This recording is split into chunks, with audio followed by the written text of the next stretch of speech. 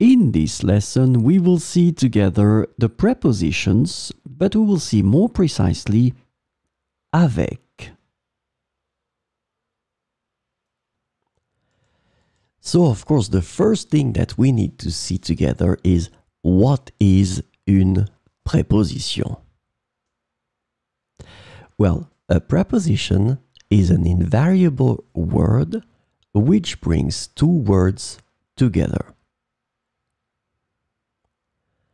The second word is called complement, and it allows to specify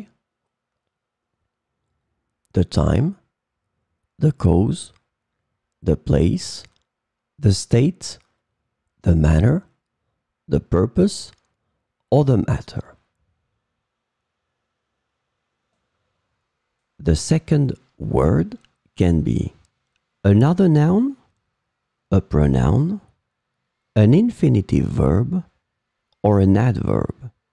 And last but not least, remember that this complement can also be a sentence.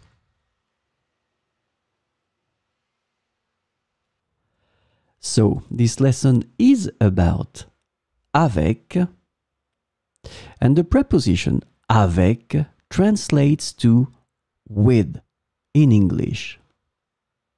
So we will see 4 sentences with avec. Elle voyage toujours avec son chien. Elle voyage toujours avec son chien.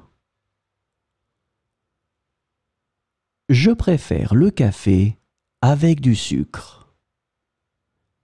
Je préfère le café avec du sucre. Il est sorti avec ses amis hier soir. Il est sorti avec ses amis hier soir. Marie étudie l'histoire avec passion. Marie étudie l'histoire avec passion.